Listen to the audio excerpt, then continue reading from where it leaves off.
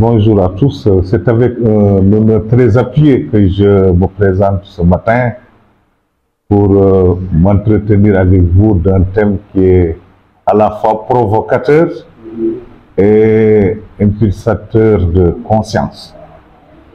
Mais je voudrais d'abord magnifier cette habitude qui est en train de se mettre en place, c'est que la synthèse veut aujourd'hui incarner une certaine rupture en essayant de concilier la célébration du travail et la célébration de la connaissance. Nous l'avons réussi pendant 4 années. Seourou Sen, le grand maître, le sage, le syndicaliste avéré, épris de justice, d'éthique et de lecture objective de la vérité, et moi avons été cooptés depuis quelques années pour nous entretenir avec vous de thèmes assez d'actualité. La particularité cette année, c'est que le thème a été fondé au niveau central et on aurait aimé que partout au Sénégal, que les travailleurs réfléchissent sur ça. Mais je peux déjà espérer que ce soir à l'évaluation, nous aurions tenu l'un des meilleurs ateliers ou l'une des meilleures rencontres. Mais tout simplement parce que vous avez la chance vous-même de porter un leadership très fécond. Parce que le syndicalisme, c'est d'abord un leadership fécond et capable de produire de la valeur. Sur le thème consistant à dire qu'un syndicalisme fort dans le renforcement de la démocratie, en reconfigurant le thème, on peut tout simplement dire que le syndicalisme renforce la culture de la démocratie, mais aussi la démocratie renforce le syndicalisme. Je ne sais pas, en sortant le thème, est-ce qu'on a voulu aussi s'appuyer sur ce contexte actuel où partout au Sénégal, on parle de rupture, de changement et de souveraineté.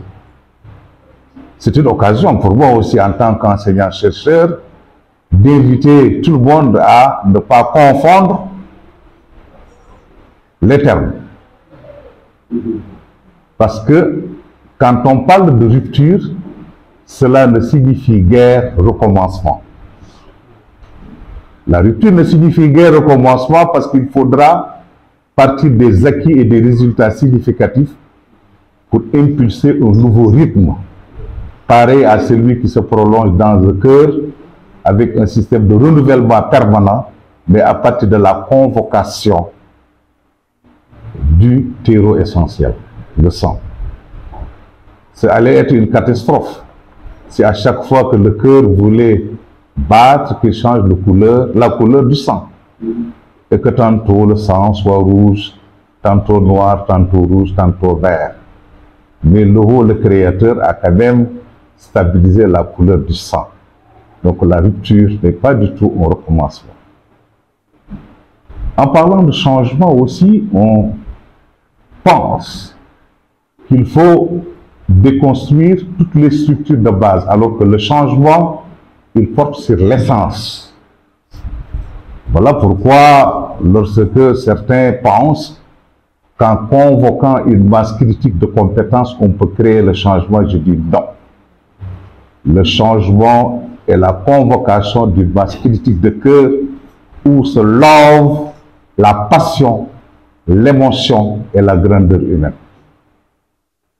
Et enfin, lorsqu'on parle de contexte, il est extrêmement important d'accepter avec hauteur que les autorités, avant un mois, ont jugé nécessaire de recevoir les syndicalistes. Cela a un sens. Cela montre que les syndicats, on leur donne une certaine importance, une certaine valeur. Mais prions pour que les syndicalistes méritent cette importance et cette valeur. Je pense aux vaillants paysans qui n'ont pas encore été reçus. Je pense aux pêcheurs téméraires qui n'ont pas encore reçu. Mais je pense aussi aux enseignants que nous sommes qui ne sont pas écoutés. chers militants de la synthèse, je disais tout à l'heure que le thème est provocateur parce que lorsqu'on pense que la force du syndicat dépend du renforcement de la démocratie, c'est une réalité. Une réalité que nous allons percevoir d'abord sur le plan historique. Les syndicats sont nés en Afrique avant l'indépendance. Et les premiers mouvements de syndicats étaient l'œuvre des ouvriers, des dockers et de tous ceux qui travaillaient pour les Occidentaux, les colons. C'est pourquoi d'ailleurs, nous trouvons toujours les velléités de l'histoire dans le mouvement syndicalisme où on a une exaltation manifeste de la domination, de l'exploitation. Oui, parce que les premiers syndicats au Sénégal voulaient lutter contre la domination et l'exploitation parce que nous étions dans un système colonial et que ce mouvement syndicaliste n'avait pas concerné tous les secteurs d'activité. C'est important de le rappeler. Mais aussi toutes les théories qui ont été élaborées au niveau des sciences sociales pour donner un contenu au syndicat se sont au moins accordées sur 3 dimensions. La première dimension, c'est que les syndicats existent pour conquérir des intérêts attribués. Cela donne naturellement à tous les syndicats le droit de défendre leurs intérêts au niveau de corporations pour pouvoir peut-être s'exprimer et s'épanouir. La deuxième logique est celle de l'offre et de la demande. Quand on parle d'offre et de demande, c'est-à-dire que l'État offre des lois, les syndicats peuvent les accepter ou les rejeter, mais les syndicats aussi doivent proposer en interne des offres. Ce que vous avez fait ce matin, c'est une offre qu'il faut garder. C'est-à-dire chaque année, réfléchir pendant ce jour solennel, c'est-à-dire la fête du travail. La dernière dimension, M. Sen l'a abordé tout à l'heure, c'est la conquête de salaires décents. Les syndicats ont pour mission de conquérir des salaires décents pour leurs membres. Je pense que ce serait peine perdue de dire que lorsque dans un pays on néglige les enseignants, on cultive en même temps l'ignorance. Les enseignants, d'ailleurs, quand vous allez dans un pays comme la France, les enseignants sont recrutés avec le même niveau. Et on retrouve des enseignants spécialistes du préscolaire, enseignants spécialistes de l'élémentaire, enseignants spécialistes de l'enseignement moyen, enseignants spécialistes de l'enseignement secondaire. Mais parce qu'ils ont compris qu'en investissant sur le capital humain, il faut investir sur les enseignants. C'est des soldats sempiternellement dressés pour lutter contre l'ignorance et faire reculer les ténèbres et l'obscurité. On aurait pu peut-être continuer à penser que les enseignants, c'est des gens qui parlent beaucoup, c'est des gens qui ont beaucoup de revendications, mais tu n'entendras jamais dans ce pays les gens dire que les enseignants ne travaillent pas. Vous ne verrez aussi dans aucune contrée dans ce pays dire qu'on peut fortifier un système social sans convoquer les enseignants.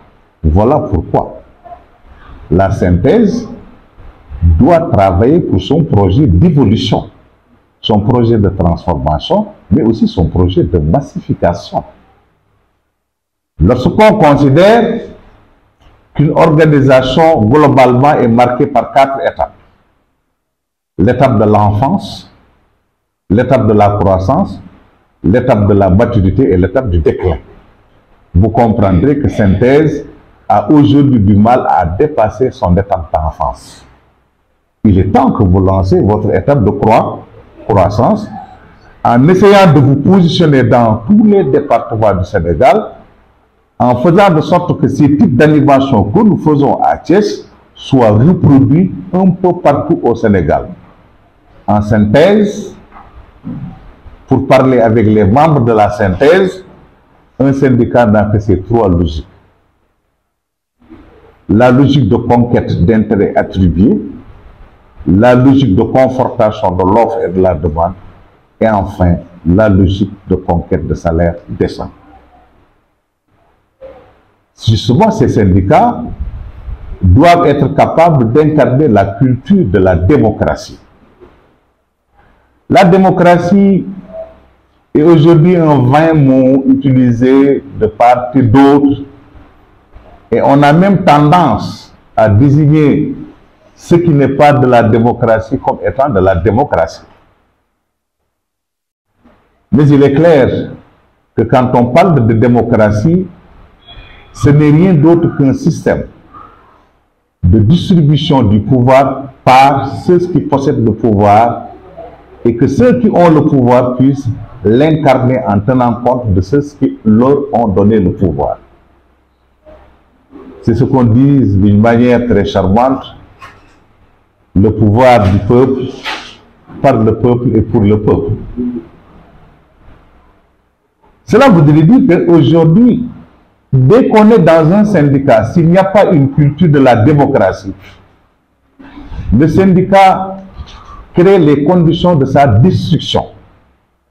Parce qu'étant dans une logique de génération, de conflits internes, de clivage, mais surtout de clanification. Et lorsqu'un grand groupe arrive à un moment où il se configure en sous-petits groupes, vous allez, sans le vouloir, promouvoir les faux leaders. Parce qu'il existe des syndicats qui sont passés à une fissure, n'est-ce pas? À une cassure. Et que ces syndicats, en se cassant, certains membres ont jugé qu'il n'y a pas de la démocratie. Heureusement, au niveau de la synthèse, vous travaillez pour éviter, si vous voulez, le confinement du syndicat dans des règles trop éloignées de la démocratie. La culture de la démocratie dans un syndicat suppose, donc, au-delà des visites de terrain pour rencontrer les militants, il faut une tenue régulière des instances. Lorsqu'un syndicat promulgue l'ensemble des instances sur lesquelles il s'appuie pour renouveler les idées, pour entretenir les réflexions, il faut que ces instances se réunissent. Mais ces instances aussi, en se réunissant, doivent obligatoirement disposer d'outils, de mesures de la démocratie, de la gouvernance et de la mise en synergie de l'ensemble des forces. Aujourd'hui, le constat est clair, beaucoup de syndicats n'ont même pas un système d'archivage. Beaucoup de syndicats ne travaillent pas pour une distribution efficace des systèmes d'information. Et aujourd'hui, comme l'a dit tout à l'heure votre collègue, nous sommes en train de nous réfugier derrière WhatsApp pour penser que WhatsApp peut remplacer tout. Mais WhatsApp n'est qu'un instrument parmi tous les instruments qui doivent être convoqués pour développer une organisation. Le syndicalisme doit avant tout donc être un creuset de culture de la démocratie, parce que jadis, les travailleurs se formaient au niveau des syndicats. Quand vous entendez ce Hussein parler, vous sentez qu'il a été bien formé. Vous sentez qu'il a fait le mouvement associatif, il a fait le mouvement syndicaliste. Mais regardez aussi le comportement de votre dirigeant, sans lui jeter des fleurs, il n'en a même pas besoin. Mais Bamba, on sent qu'il a fait le mouvement associatif à travers les navetans et les daïras, mais on sent aussi qu'il a beaucoup appris avec le mouvement syndical. Et l'élément sur lequel il s'appuie pour irriguer à chaque fois son esprit, son cœur, c'est l'humilité. Ça veut dire quoi? Si on voulait pédagogiquement donner à chacun la possibilité de rentrer en essayant de découvrir de manière autonome ce qu'il devrait développer en lui pour avoir l'impression d'avoir appris dans un syndicat, c'est d'abord la conquête de compétences. Parce que dans un syndicat, on ne découvre pas des compétences académiques, des compétences diplomesques, mais ce qu'on conquiert, c'est une vraie compétence, c'est-à-dire la compétence vous permettant d'entrer en relation avec d'autres personnes. et pour essayer de conquérir vos intérêts, comme on l'a dit tout à l'heure, de conquérir des salaires décents, de conquérir des conditions de travail humainement acceptables, de conquérir tout ce qui semble être important pour votre épanouissement. Mais quand on est dans un syndicat, ça favorise également le développement de capacités. Mais la capacité qui a été reprise par beaucoup de chercheurs, c'est la capacité de négociation. C'est dans un syndicat qu'on apprend à négocier. Parce que les relations de travail aujourd'hui s'appuient sur le dialogue social et la négociation pour éviter une accumulation de friction entre ceux qui emploient et ceux qui sont employés. Vous avez vu d'ailleurs que certains ministres, du fait de leur faiblesse en capacité de négociation, ils occupent le ministère, ils accélèrent et augmentent les grèves. Et justement, il ne faut pas que les gens pensent que quand quelqu'un a un doctorat, il est riche, il est bourgeois, il peut diriger les enseignants. Il n'y a pas de chose plus difficile que de vouloir diriger les enseignants. Parce que l'enseignant, il a été plus ou moins formaté dans un esprit critique. Et pour gérer quelqu'un qui a un esprit critique, il faut avoir un esprit d'ouverture et non un esprit critique. Parce qu'une accumulation de critiques génère toujours des conflits. C'est une petite parenthèse qu'on ne confie pas l'éducation nationale à n'importe qui. Lorsque vous transcendez les compétences acquises au niveau d'un syndicat et les capacités que vous allez obtenir au niveau d'un syndicat, le dernier aspect, c'est le comportement. Le comportement. On a l'habitude de dire que Madja Diop était un homme exemplaire. Oui, parce que Madja Diop a presque passé toute sa jeunesse, n'est-ce pas, son âge adulte dans les syndicats, mais d'aucuns disent qu'ils ne l'ont jamais vu en colère. Saourou, c'est ce que je dis. Il rencontre à chaque fois au Sénégal des admirateurs qui ne l'ont connu que par la radio et la télé. Parce qu'on lui reproche d'être un homme accroché à la vérité, avec un verbe qui coule, avec une certaine splendeur. Parce que vous-même, vous avez enseigné que tout ce qui se conçoit bien s'annonce clairement, et les mots pour le dire arrivent aisément. Mais ajoutez-y comme dans une diarrhée verbale. Comme dans une diarrhée verbale. Parce que mon maître Serigne Cheikh disait que le jeu auquel il s'adonne le plus, c'est de reformuler les proverbes français. Il m'enseigna que quand on a dit que ce n'est pas l'habit qui fait le moine, lui il a ajouté, mais c'est avec l'habit qu'on reconnaît le moine. C'était son jeu favori. Donc c'est pour vous dire que quand vous êtes dans un syndicat, j'aurais aimé aujourd'hui qu'on travaille sur la quête de l'exemplarité parce que nous sommes un membre de synthèse. Mes amis, vous êtes très exemplaires. Parce qu'ailleurs, si on avait dit aux gens le 1er mai, on fait une petite conversation, on va discuter de connaissances, les gens vont dire on n'a pas le temps, habillons-nous, mettons de la musique, dansons et mangeons. C'est là le mot du Sénégal. Il nous faut de temps en temps apprendre à nous remettre en cause. Quand on parle de comportement, donc c'est l'exemplarité. Donc du coup, vous avez vu, si un syndicat ne travaille pas pour donner à ses militants un ensemble de compétences transversales, des capacités et des possibilités de transformation à travers l'adoption de nouveaux comportements, ce syndicat, il va disparaître. Parce que rien ne les unit. Il y a aussi 4 autres éléments que certains chercheurs appellent les éléments de construction du carré stable. C'est-à-dire quand on est dans un syndicat ou dans un parti politique ou dans n'importe quelle organisation où les gens décident librement d'adhérer, cela voudrait dire que les militants ou le leadership ou ceux qui sont portés à des responsabilités doivent s'armer avec ces 4 éléments. Le premier a été évoqué par Saoulou, c'est celui de la responsabilité. Le second est celui de l'éthique. Le troisième est celui du leadership. Et le quatrième est celui du management.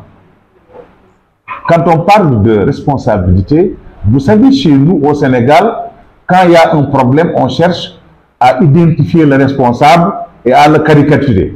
Mais nous n'avons pas l'habitude de dire quelle est ma responsabilité dans ce qui ne va pas. Par exemple, moi je suis enseignant, je prie d'ailleurs pour être enseignant à vie.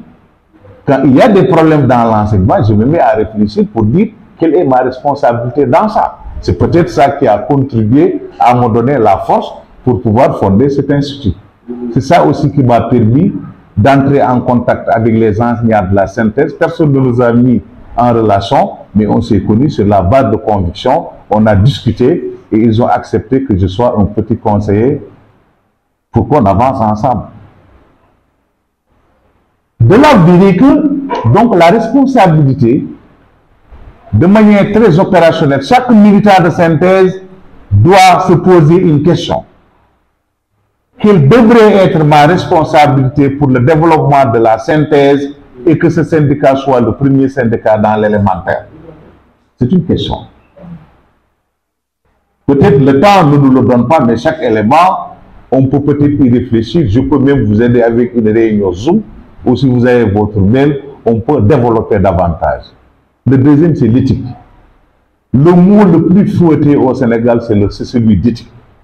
Parce qu'on lui prête beaucoup de sens. C'est le mot passe-partout, utilisé un peu partout, sans que les gens essaient de réfléchir pour savoir son origine et son sens. Du point de vue originel, l'éthique provient de la morale et de la religion. Tout ce que nous aurons fait ensemble, en y enlevant la morale et la religion, nous allons peut-être générer des systèmes de société sans repère et sans valeur. Accepter que l'origine de l'éthique, c'est la morale et la religion, nous permettra de comprendre que de manière très simple, comme je l'ai dit dans un article, avoir de l'éthique, c'est être décent. C'est tout. Être décent. C'est vrai, vous comprendrez que la personne décente ne se donne pas le droit d'utiliser des ressources qui lui sont confiées pour ses propres intérêts. Vous comprendrez que celui qui a le sang de l'éthique ne tombera pas dans le sang de la boulimie foncière. À quoi ça vous servir? Ça va vous servir? Je ne sais pas. Celui qui a le sang de l'éthique, il ne se donne pas le droit d'occuper une responsabilité pour laquelle il ne porte ni compétence, ni capacité, ni comportement, ni leadership fécond. Celui qui a le sang de l'éthique, il essaie de manière très simple d'être décent avec lui-même. Et cette décence, elle n'est possible que lorsque de temps en temps, nous nous mettons dans une inclinaison divine pour sentir ce que nous devons faire et ce que nous ne devons pas faire. Et enfin, lorsqu'on parle de leadership, il y a beaucoup de cours qui ont été donnés sur le leadership syndical. Ça peut être un objet de discussion sur lequel on peut le faire en ligne et je vous l'offre gratuitement. Mais s'il y a aujourd'hui quelque chose qu'il faut enseigner de manière élargie, c'est le leadership. On donne beaucoup de sens à ce mot, mais nous, dans notre approche, nous disons que le leader, il fait ce qu'il doit faire, ce qu'il faut faire, au moment où il doit le faire. Et pour avoir un exemple de leader, si vous voulez être leader, prenez votre leader syndical, vous allez comprendre qu'il a un talent naturel qu'il développe et qui lui donne la possibilité d'être un leader. Et je me rappelle, en discutant avec quelqu'un, il disait que Serigne Saliou, quand il partait au champ, quand il sentait que les talibés sont derrière, il s'arrête. On lui dit pourquoi tu t'arrêtes? Il dit je m'arrête parce que je veux que vous me devancez ou bien pour qu'on marche ensemble. C'est de l'humilité. Et enfin le management. Dans le développement syndical, il faut que chacun soit un bon manager. De manière très simple, être un bon manager, c'est accepter sa responsabilité et essayer de travailler en équipe, travailler avec d'autres personnes, les influencer pour l'atteinte des objectifs. On n'a pas donc tort de dire qu'en mettant en place un syndicalisme fort, c'est l'élément sur lequel on peut s'appuyer pour renforcer la démocratie. Mais il s'agit de la démocratie syndicale. La démocratie syndicale n'est rien d'autre que la mise en place de dispositifs allégés permettant à tous les militants d'un syndicat de se sentir responsabilisés dans la distribution du pouvoir, dans l'incarnation du pouvoir, mais surtout la stabilisation du pouvoir. Et que cette démocratie syndicale est encore plus que nécessaire parce qu'il permettra, si vous voulez, au nom du jeu de la représentativité, de tout faire pour que les vrais leaders sont devant et ceux qui doivent être tirés soient tirés. Cette démocratie syndicale va également être à la base du moyen préventif qui permettra d'éviter la multiplication des syndicats. Aujourd'hui au Sénégal, on a plus de 200 partis politiques. Peut-être si on ne fait pas attention, on aura le même nombre de syndicats d'enseignants et ce sera une catastrophe. Lorsque les syndicats se cassent et qu'il y ait toujours une création de nouveaux syndicats, c'est parce que le jeu démocratique est piégé et la représentativité n'a pas été interprétée avec le jeu de la justice, mais le jeu de la combine et de la ruse. Il est donc possible de considérer que la force d'un syndicat dépend du renforcement de la démocratie. En réalité, le syndicat est une organisation propice pour l'incarnation de valeurs de la démocratie parce que chaque individu arrive avec le même statut, c'est-à-dire la corporation. Et au niveau de ce syndicat, il est important que les gens travaillent pour une circulation des connaissances, une circulation des compétences, une circulation des capacités, un partage équitable du rôle et des responsabilités, mais surtout, comme l'a dit tout à l'heure le grand Saourou, il vous faut travailler pour un maillage du territoire. Et le maillage du territoire vous permettra d'être, si vous voulez, partout avec le même dispositif, les mêmes formes, les mêmes règles et les mêmes comportements. Mais cela a un coût, il faut accepter d'investir. Le renforcement de la démocratie au niveau des syndicats, on l'a dit tout à l'heure, c'est circonscrire l'action syndicale aux trois logiques qui sont visées. Celle des intérêts attribués, celle de la loi de l'offre et de la demande, et enfin la conquête de salaires décents. C'est à juste titre le moyen sur lequel on s'appuie pour dire que tous ceux qui sont dans un syndicat, en général, en particulier dans votre syndicat, la synthèse, il est important de travailler que tout un chacun accepte à de nouvelles compétences, des capacités renouvelées, des comportements arrimés sur l'exemplarité. Cela vous permettra aussi de mettre en place des dynamiques pour que chaque militant s'exerce sur l'éthique, la responsabilité, le management et le leadership. J'aurais tort aussi de conclure sans faire une petite synthèse en wolof si vous permettez.